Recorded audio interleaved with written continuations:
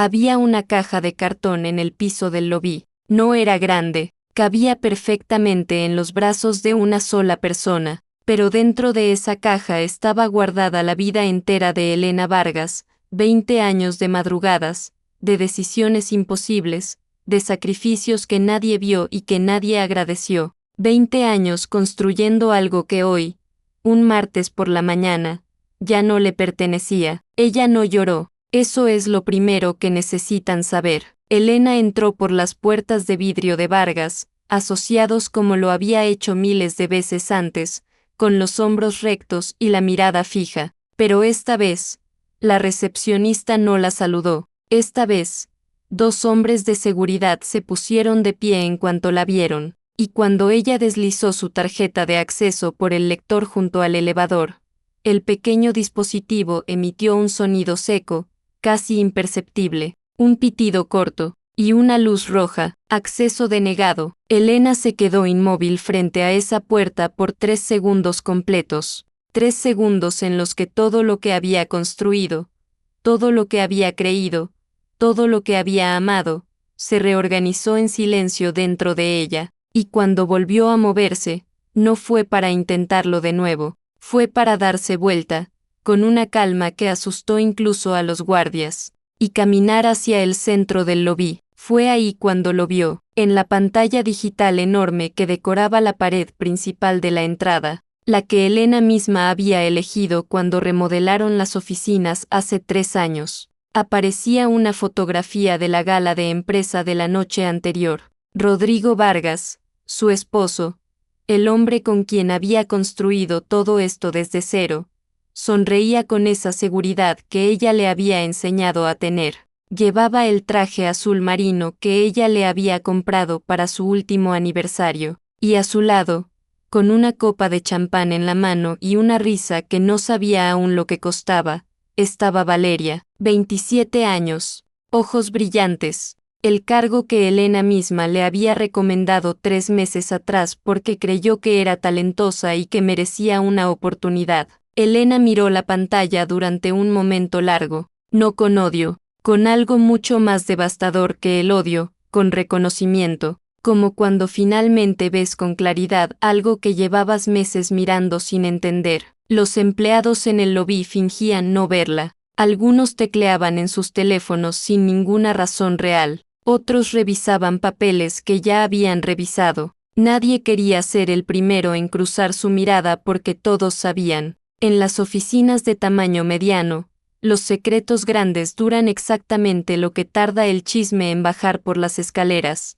Y este secreto había bajado rápido. Elena reconoció a una chica joven cerca de la recepción, alguien que había entrado como pasante 2 años atrás y a quien ella misma había firmado la carta de recomendación para quedarse de planta. La chica miraba el suelo. Elena entendió, no le guardó rencor. Entonces hizo algo que nadie esperaba. Se agachó, recogió la caja de cartón del suelo, la acomodó bajo su brazo izquierdo con una naturalidad casi doméstica, y con la mano derecha sacó su teléfono del bolso. Buscó un número que tenía guardado desde hacía meses pero que nunca había querido necesitar, y lo marcó. Contestaron al segundo timbre. Soy Elena, dijo. Su voz era quieta, completamente quieta. Necesito que empiece la auditoría. Todo, desde el principio. Hubo una pausa breve al otro lado de la línea. ¿Estás segura? Completamente, respondió ella, y colgó. Caminó hacia la salida sin apresurarse. Las puertas de vidrio se abrieron automáticamente, como siempre lo habían hecho, como si el edificio todavía la reconociera aunque los sistemas ya no lo hicieran. Afuera, el sol de la mañana era blanco y directo. Elena cerró los ojos un segundo, solo un segundo, y respiró. Dentro de esa respiración cabía todo lo que no iba a decir en voz alta. El dolor de haber llegado con ilusión a una oficina que amaba y haber encontrado una caja en su lugar. La humillación silenciosa de una tarjeta que ya no abría puertas. La imagen de Rodrigo riendo en esa pantalla, en esa gala a la que no la había invitado, junto a una mujer que llevaba el título que Elena había construido con sus propias manos durante 2 décadas. Pero también cabía algo más. algo más pequeño todavía, pero más resistente, una certeza fría y firme que se había instalado en el centro de su pecho en el momento exacto en que vio la luz roja del lector de acceso. Rodrigo Vargas había cometido un error enorme esa noche, no cuando eligió a otra persona, sino cuando creyó que Elena se iría en silencio. Abrió la puerta de su coche, colocó la caja en el asiento del copiloto con cuidado, casi con ternura, y arrancó el motor. Todavía no sabía todo lo que iba a descubrir. Todavía no sabía cuánto tiempo llevaba perdiéndolo todo sin saberlo. Todavía no sabía que la traición era más antigua, más calculada y más profunda de lo que cualquier fotografía en una pantalla podía mostrar. Pero lo descubriría, y cuando lo hiciera, ya estaría lista. Hay mujeres que construyen imperios y nunca aparecen en las fotos. Elena Vargas era una de ellas. Si hoy alguien buscara su nombre en los archivos oficiales de Vargas, Asociados, lo encontraría apenas como una firma al margen, un dato secundario, casi un accidente administrativo. Pero si esa misma persona se tomara el tiempo de revisar los correos de 2004, los primeros contratos, las proyecciones escritas a mano en libretas que ya nadie conserva, encontraría algo diferente. Encontraría la letra de Elena en cada página importante, su razonamiento, su visión, su voz, solo que esa voz, con los años, fue aprendiendo a hablar más bajo. Elena creció en Monterrey,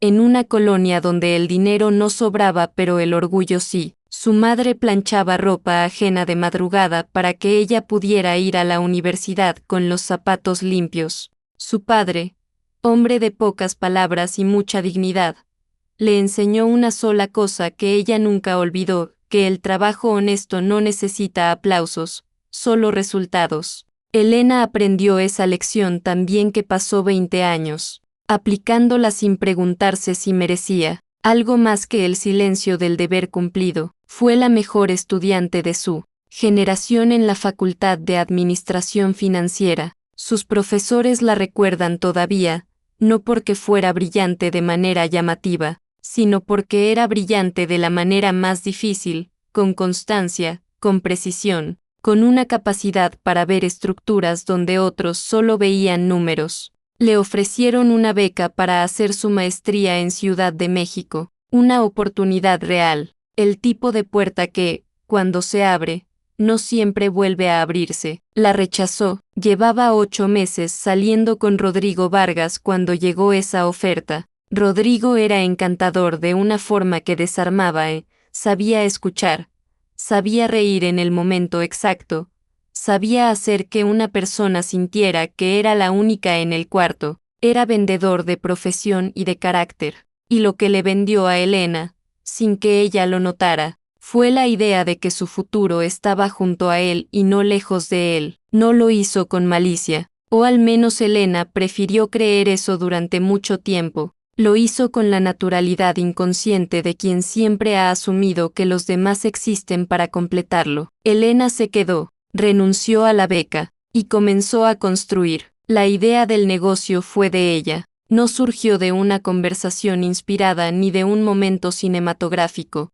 Surgió de un cuaderno que Elena llenó durante 3 meses con análisis de mercado, proyecciones financieras y un modelo de negocio que identificaba un vacío real en el sector de consultoría regional. Rodrigo leyó el cuaderno una noche y dijo, con genuina admiración, que era extraordinario. Luego preguntó si podían poner su nombre primero en los documentos fundacionales, porque sus contactos familiares abrirían puertas más rápido que el apellido Vargas de Monterrey. Elena dijo que sí. Lo dijo porque lo amaba, lo dijo porque era práctico, lo dijo porque en ese momento no imaginó que esa firma, en ese papel, sería algún día el arma más silenciosa que alguien usaría en su contra. Los primeros años fueron duros de una manera que solo conocen quienes han construido algo desde cero. Elena trabajaba 16 horas diarias, negociaba contratos,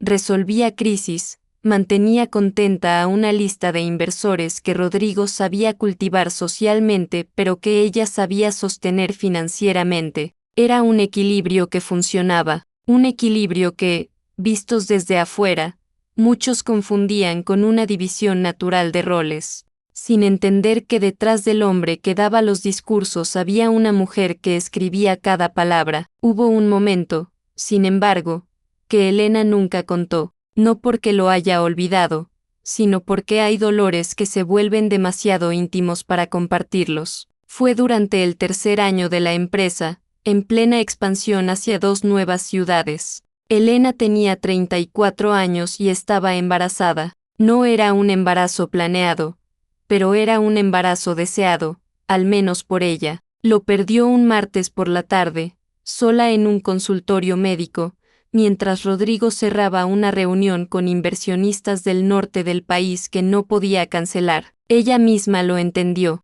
Era un momento crítico para la empresa. 4 días después, Elena estaba de regreso en la oficina, con ojeras, con el cuerpo todavía frágil, con algo roto en algún lugar que nadie podía ver.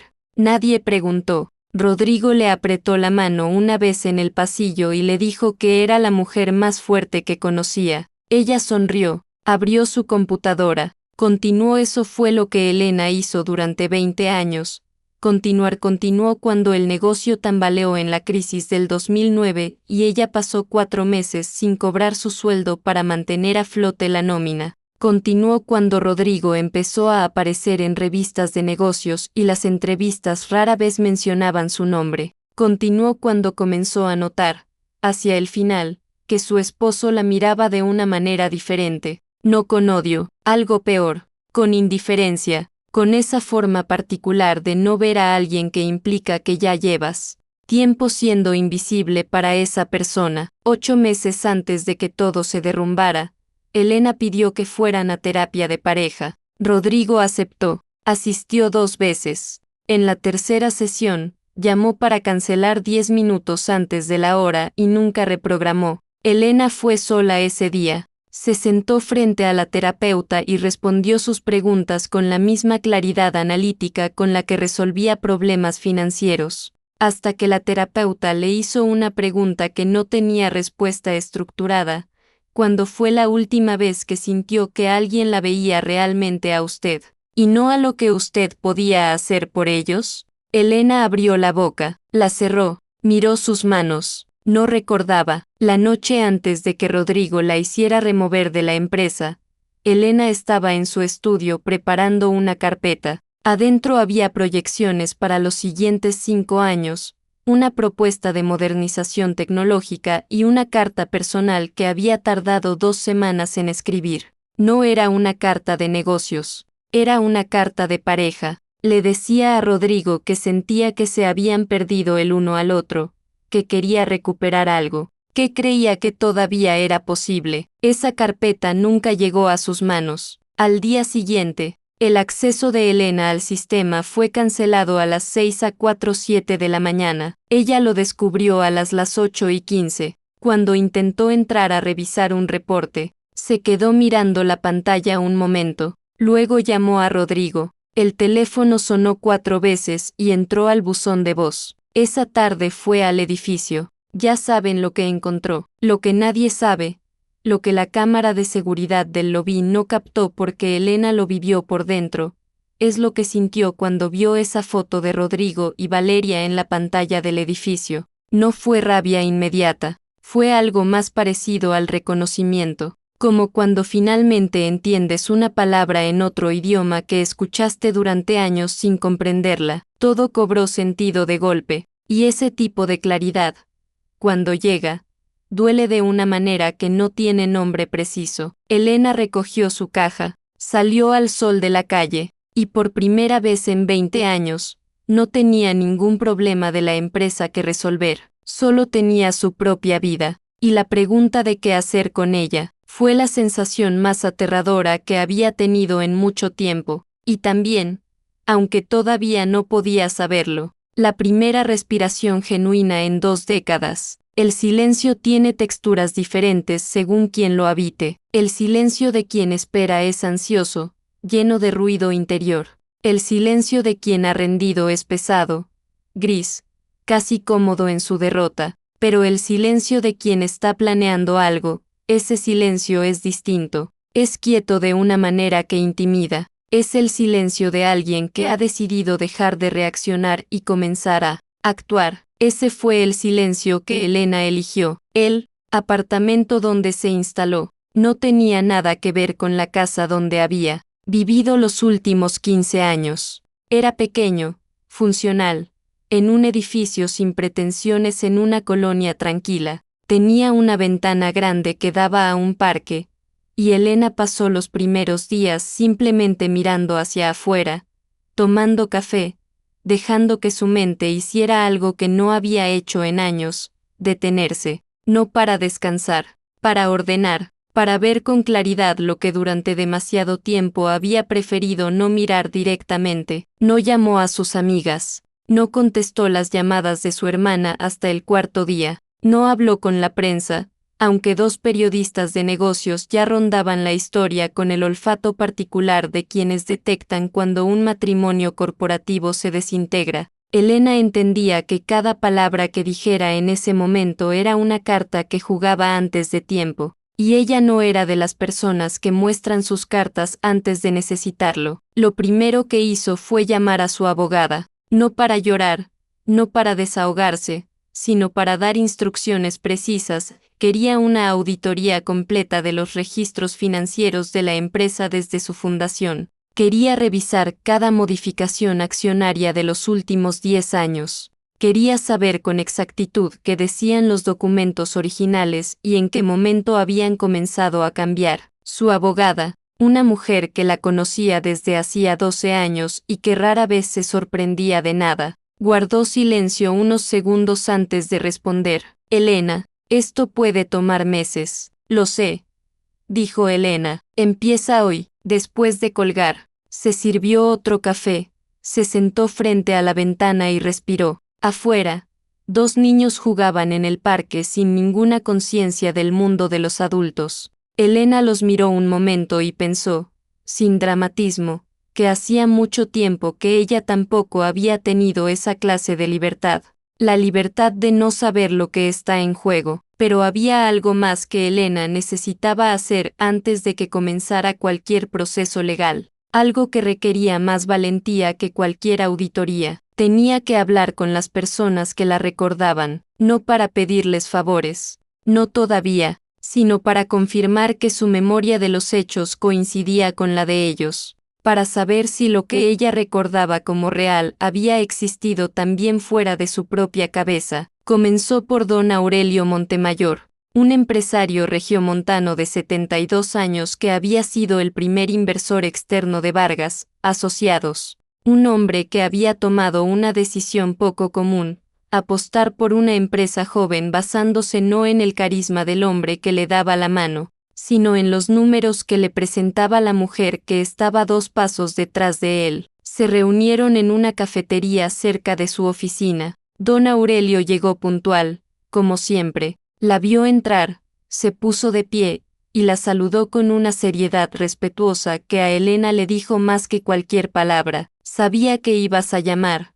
Fue lo primero que dijo. Hablaron durante casi 2 horas. Elena no tuvo que explicar demasiado. Don Aurelio ya había escuchado rumores, ya había notado ciertos movimientos en la estructura de la empresa que le habían generado preguntas que nadie respondía satisfactoriamente, pero lo que más le importó a Elena fue un detalle pequeño, casi insignificante para cualquier otra persona. Don Aurelio había guardado todos sus correos, desde 2004, en una carpeta de su servidor personal, respaldada con una meticulosidad que solo tienen las personas que aprendieron a valorar la documentación antes de que existiera la nube. Correos donde Elena explicaba proyecciones, resolvía dudas, presentaba estrategias. Correos firmados con su nombre. Correos que construían, mensaje a mensaje, un registro irrefutable de quién había sido el cerebro operativo de esa empresa desde el principio. Siempre supe que esto podía ser importante algún día,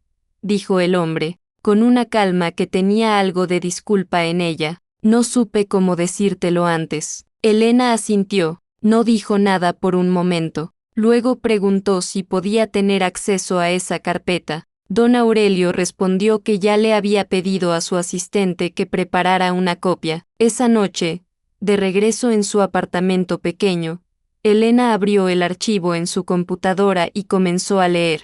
Leyó durante horas. Leyó sus propias palabras de hace 20 años, de hace 15, de hace 10. Leyó la voz de una mujer que sabía exactamente lo que estaba haciendo, que resolvía con precisión, que pensaba con claridad, que construía con paciencia extraordinaria, y mientras leía, sintió algo difícil de describir. No era orgullo, era algo más parecido al duelo, el duelo por esa mujer que había sido tan capaz, tan presente, tan indispensable, y que sin embargo había pasado 2 décadas convenciéndose de que su lugar era el segundo plano. Cerró la computadora a la 1 de la mañana, apagó la luz, y en la oscuridad del cuarto pequeño, por primera vez desde que todo había comenzado a derrumbarse, lloró, no de rabia, no de dolor exactamente, lloró de la manera en que llora alguien que acaba de encontrar algo que creía perdido para siempre, y que todavía no sabe bien si alegrarse o lamentarse de haberlo buscado tan tarde. Mientras tanto, dentro de Vargas, asociados, el mundo seguía girando, pero giraba con menos equilibrio del que nadie admitía públicamente. Valeria era inteligente, Elena nunca lo había dudado. Era precisamente por eso que la había recomendado en su momento para el área de comunicaciones. Pero había una diferencia enorme entre ser inteligente y haber tenido 20 años para aprender los ritmos invisibles de una empresa, los ritmos que no están en ningún manual, los que se conocen solo de haber estado presente cuando las cosas salieron mal y haberlas resuelto de todas formas. Un contrato importante con una entidad gubernamental comenzó a mostrar señales de deterioro. No era culpa de Valeria específicamente. Era el resultado de una cadena de decisiones que se habían tomado sin entender del todo las implicaciones regulatorias que Elena habría detectado en una primera lectura. 2 directores que llevaban años en la empresa renunciaron en el mismo mes, no de manera escandalosa, silenciosamente, con cartas corteses y caras neutras, de la forma en que renuncia la gente que ha perdido la confianza en algo pero todavía tiene reputación que proteger. Rodrigo respondió a cada crisis con lo que siempre había tenido: presencia, seguridad aparente, la capacidad de caminar a una sala y hacer que la gente sintiera que todo estaba bajo control. Era un talento real, pero un talento que había funcionado durante años precisamente porque había alguien más resolviendo los problemas de verdad antes de que llegaran a esa sala. Ahora los problemas llegaban a la sala sin haber pasado por ningún filtro. Elena se enteraba de todo esto de manera fragmentada, a través de contactos que todavía le tenían lealtad discreta, a través de noticias de negocios que leía entre líneas, a través del lenguaje particular del mercado que ella sabía interpretar mejor que nadie. No sentía satisfacción al saberlo, sentía algo más complicado, algo que tenía la forma del dolor de ver destruirse algo que uno construyó, aunque ya no fuera de uno, porque eso era también parte de lo que nadie entendía. Desde afuera, Elena no odiaba a la empresa, no podía odiarla, era demasiado suya, demasiado profundamente suya, aunque en ningún papel oficial dijera su nombre con claridad. Fue, durante esas semanas de silencio y movimientos lentos que la abogada de Elena llamó con la primera información concreta de la auditoría. Había irregularidades, varias, algunas técnicas, algunas contables, algunas que requerirían análisis más profundo, pero había una en particular que la abogada mencionó con un tono más cuidadoso que el resto. Existía un documento, un acta de fundación, firmada, fechada, con testigos, un documento que establecía con claridad meridiana que Vargas, Asociados había sido fundada por 2 personas en partes iguales, y ese documento había sido progresivamente, sistemáticamente, enterrado bajo capas de reestructuraciones corporativas que lo hacían difícil de encontrar, pero no imposible, nunca imposible para alguien que supiera exactamente dónde y cómo buscar. Elena escuchó la explicación completa sin interrumpir. Cuando su abogada terminó, hubo una pausa larga. ¿Cuántos años llevan haciendo esto?, preguntó Elena finalmente. La abogada tardó un momento en responder. Las primeras modificaciones son de hace 7 años. 7 años. Elena hizo el cálculo sin querer. Hace 7 años todavía dormían en la misma cama. Hace 7 años ella todavía le preparaba café por las mañanas. Hace 7 años todavía creía, con toda la sinceridad de la que era capaz, que estaban construyendo algo juntos. Colgó el teléfono. Se quedó de pie en medio del apartamento pequeño, con la luz de la tarde entrando por la ventana grande, y sintió que el piso debajo de ella no era exactamente el mismo piso de hacía un momento. Había pensado que el dolor más grande ya lo había vivido, que la humillación del lobby, la foto en la pantalla, la caja con sus cosas, era el fondo, pero el fondo, descubrió en ese momento, todavía tenía un nivel más abajo, y sin embargo, en algún lugar debajo de ese dolor, algo se estaba solidificando, algo que no era rabia, exactamente, era más parecido a la certeza fría y clara de quien finalmente entiende el tamaño real de lo que enfrenta, y que en lugar de retroceder,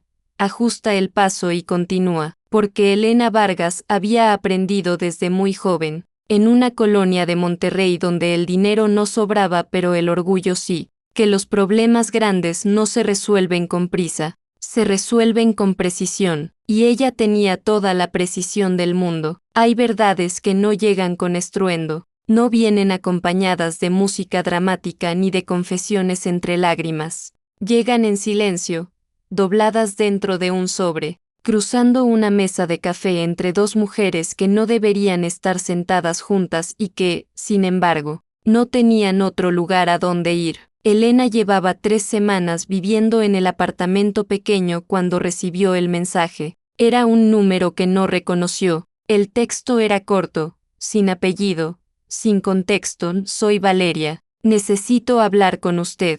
Por favor, no con su abogado, con usted. Elena leyó el mensaje 2 veces. Lo dejó en la mesa, fue a la cocina, se sirvió un vaso de agua, y regresó a leerlo una vez más. Durante varios minutos consideró no responder. Tenía razones suficientes. Tenía el derecho perfectamente justificado de borrar ese mensaje y continuar con el proceso legal sin mirar atrás. Pero algo en ese por favor era diferente. No sonaba a manipulación. Sonaba a miedo. Respondió, mañana, 11 de la mañana. Usted elige el lugar. Valeria eligió una cafetería pequeña en una colonia neutral, de esas que no frecuenta nadie del mundo corporativo. Elena llegó primero, pidió un café negro, se sentó de espaldas a la pared, como siempre, porque 20 años de reuniones de negocios le habían enseñado que quien controla su vista controla la conversación. Valeria entró 7 minutos después. Era exactamente como Elena la recordaba de los pasillos de la empresa, joven, bien presentada, con esa energía de quien todavía cree que el esfuerzo siempre es recompensado, pero ese día traía algo diferente en la cara,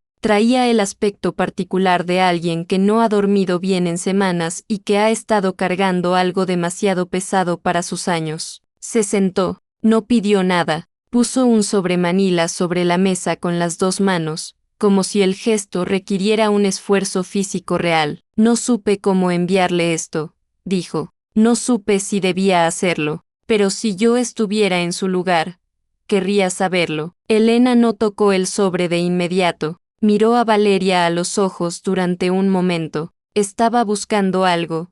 Cálculo, actuación, el rastro de una estrategia. No encontró ninguna de esas cosas. Encontró a una mujer joven genuinamente asustada. Abrió el sobre. Adentro había impresiones de pantalla, conversaciones de correo electrónico y mensajes internos entre Rodrigo y su equipo legal. Elena los leyó despacio, con la misma concentración con la que leía contratos financieros, sin dejar que su cara mostrara nada, pero por dentro, algo se estaba desmoronando con una lentitud terrible. Las fechas eran lo primero que golpeó. Los mensajes no eran recientes. El más antiguo tenía 4 años. 4 años atrás, Elena todavía creía en su matrimonio, todavía organizaba cenas los domingos, todavía planeaba viajes que Rodrigo siempre encontraba la manera de cancelar. 4 años atrás, mientras ella seguía construyendo y creyendo, él ya había comenzado a desmantelarla. Los correos describían un proceso metódico, transferencias de participación accionaria disfrazadas de reestructuraciones administrativas, cláusulas redactadas para hacer que la salida de Elena pareciera una decisión propia, casi voluntaria, un lenguaje legal tan cuidadosamente construido que, sin el contexto completo, resultaría casi imposible de impugnar. No era una traición impulsiva, era un proyecto, con cronograma, con revisiones, con personas que cobraron por ayudar a borrarlo a ella. Elena bajó los papeles, miró la superficie de la mesa. Valeria habló en voz baja, cuando me contactó Rodrigo. Me dijo que usted había decidido retirarse, que estaba agotada, que quería vender su parte a un competidor y que la empresa corría riesgo. Me dijo que me necesitaban para estabilizar las comunicaciones antes de que eso se volviera público. Hizo una pausa. Yo le creí. No tenía ninguna razón para no creerle. Elena la escuchó sin interrumpirla. Cuando empecé a notar que algo no encajaba, continuó Valeria, ya llevaba 2 meses trabajando ahí. Comencé a buscar. Encontré cosas que no debería haber encontrado, y entonces entendí que yo no era una solución. Era una pantalla. El silencio que siguió fue de esos que pesan. Elena sintió algo extraño en ese momento, no fue compasión exactamente, porque la herida todavía era demasiado reciente para ese tipo de generosidad limpia. Fue algo más parecido al reconocimiento. 2 mujeres que un mismo hombre había usado de maneras distintas, sentadas frente a frente, sin saber bien qué hacer con esa coincidencia. ¿Por qué me trae esto?, preguntó Elena finalmente. Podría haberse quedado callada. Era más seguro para usted. Valeria tardó un momento en responder.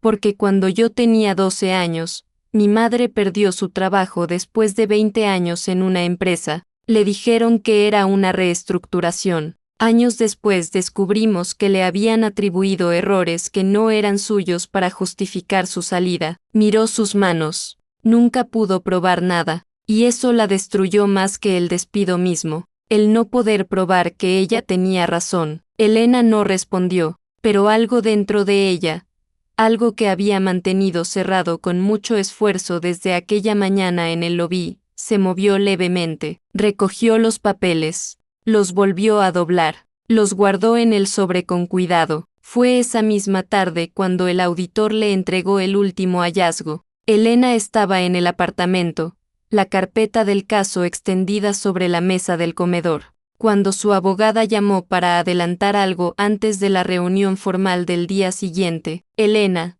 hay una póliza, lo dijo así, directo, porque era el tipo de abogada que entendía que ciertas cosas no mejoran con rodeos. Era una póliza de vida, de las que existen en el fondo de los matrimonios largos sin que nadie les preste mucha atención. Elena la había firmado en los primeros años, en uno de esos paquetes de documentos que se firman juntos cuando una empresa crece y los asesores recomiendan proteger los activos. Era normal, era estándar, ella era la beneficiaria original, pero hacía 3 años alguien había modificado esa póliza. El cambio estaba en una cláusula pequeña, técnicamente redactada, casi invisible si no sabías qué buscar. La nueva beneficiaria era una cuenta de holding privada vinculada exclusivamente al nombre de Rodrigo. Elena escuchó a su abogada explicar los detalles, respondió las preguntas necesarias,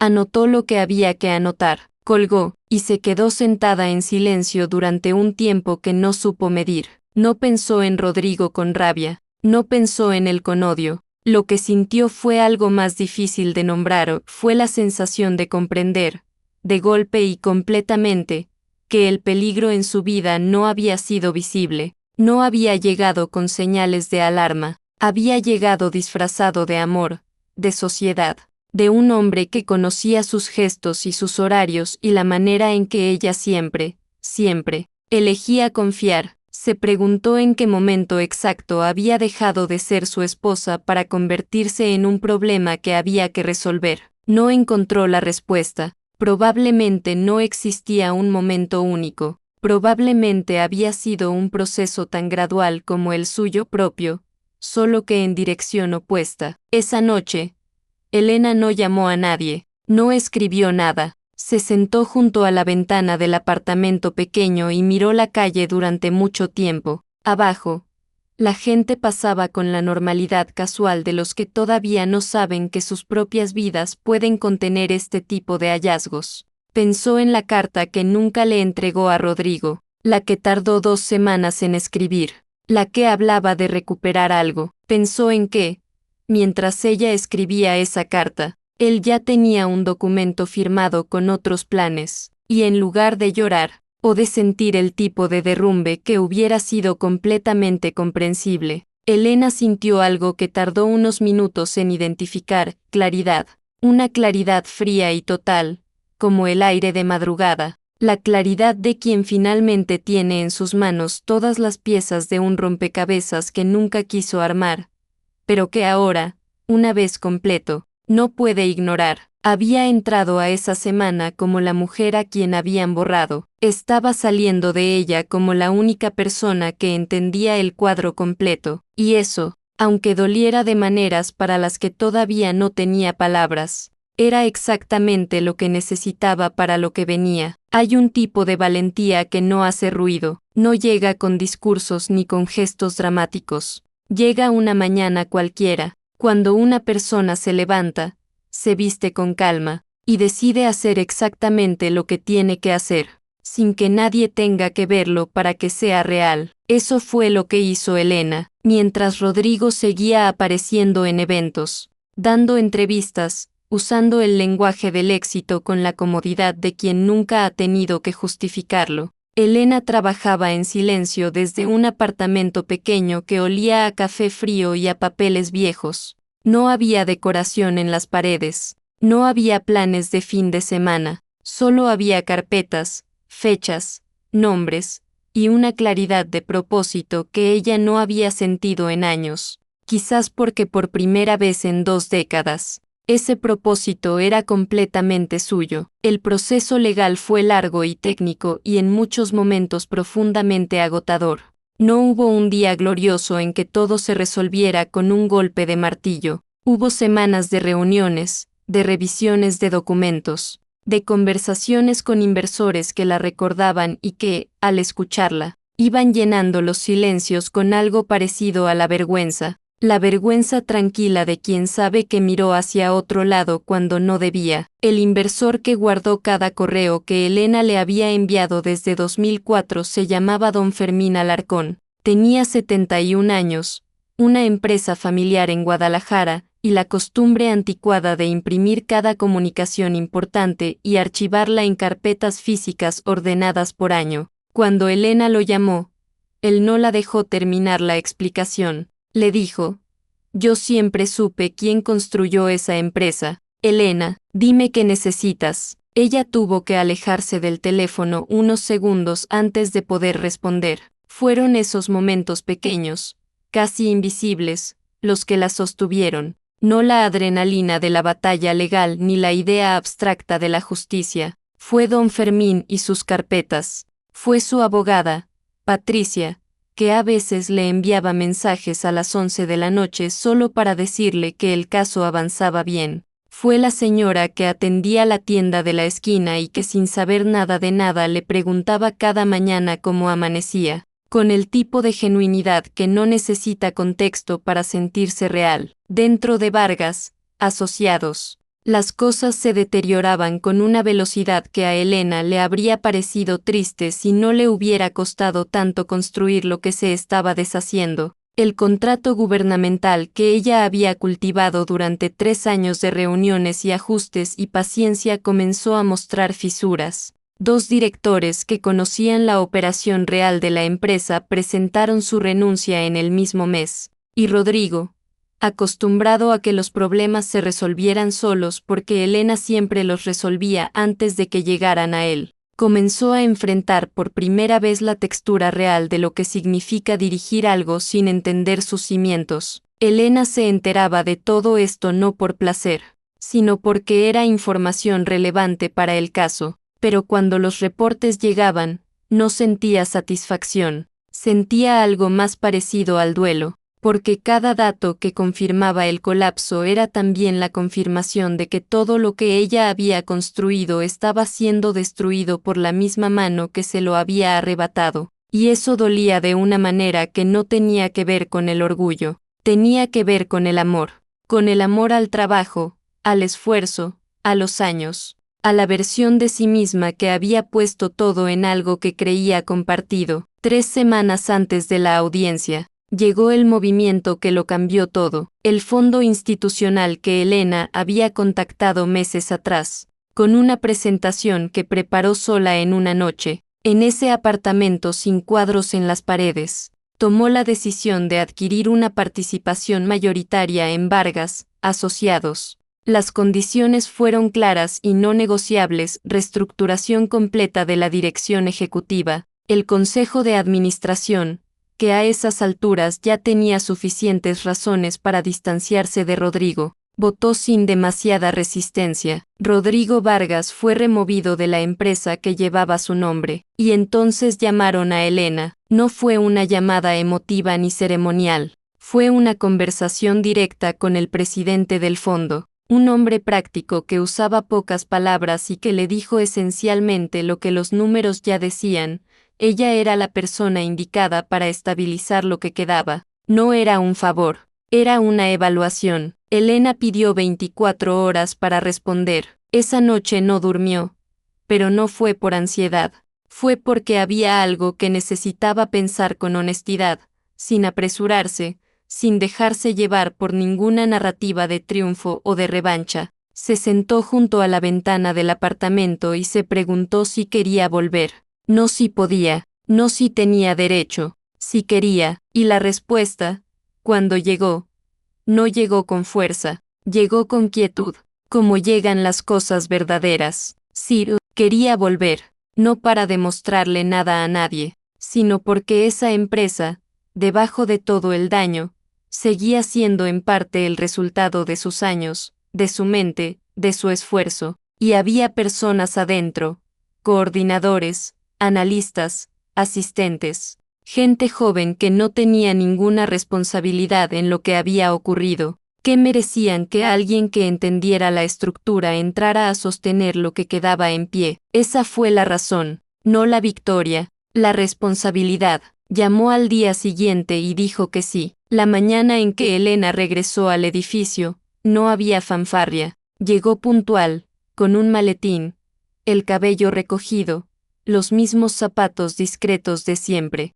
El guardia de seguridad de la entrada, un hombre mayor que la había conocido desde los primeros años, la vio llegar y simplemente asintió con la cabeza. Ese gesto valió más que cualquier discurso. El lector de acceso parpadeó en verde. Elena subió al piso ejecutivo sin detenerse en ningún espejo, sin buscar ninguna audiencia. Empujó la puerta de la oficina principal, ese espacio que durante años había sentido como un territorio prestado cada vez que entraba a reportar algo, y lo miró de frente por primera vez como propio. Sobre el escritorio había una sola cosa que había quedado del despacho anterior, una foto enmarcada, Rodrigo y ella, el día en que firmaron el primer contrato de arrendamiento de la oficina original, 20 años atrás. Ella en la foto sonreía de una manera que ya casi no reconocía, la sonrisa abierta de quien todavía no sabe lo que le costará lo que está a punto de comenzar. La tomó con las 2 manos,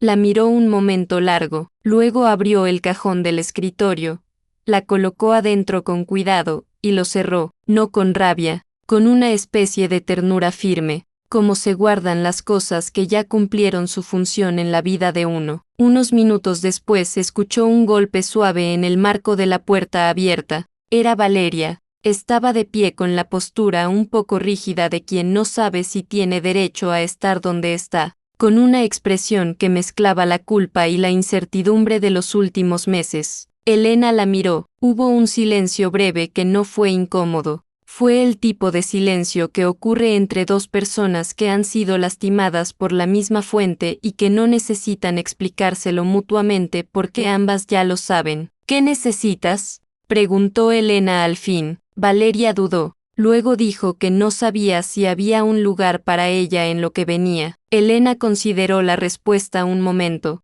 Pensó en todo lo que Valeria había traído a esa reunión de café, los documentos, el riesgo que había tomado al contactarla, la forma en que había entrado a esa empresa creyendo una historia fabricada y aún así, cuando supo la verdad, había elegido el lado correcto. Necesito a alguien que sepa dónde están los problemas que nadie quiere nombrar, dijo Elena. ¿Te quedas? Valeria no respondió de inmediato, asintió, y se sentó. Lo que vino después no fue sencillo. Nunca lo es cuando se reconstruye algo que fue dañado de adentro hacia afuera. Hubo meses difíciles, decisiones impopulares, conversaciones que agotaban. Elena no gobernó con resentimiento, pero tampoco con ingenuidad.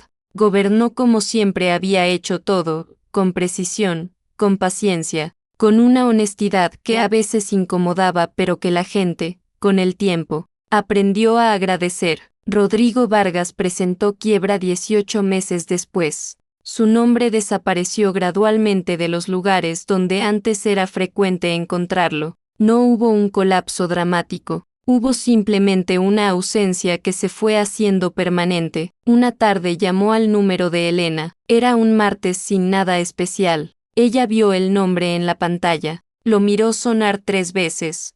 4.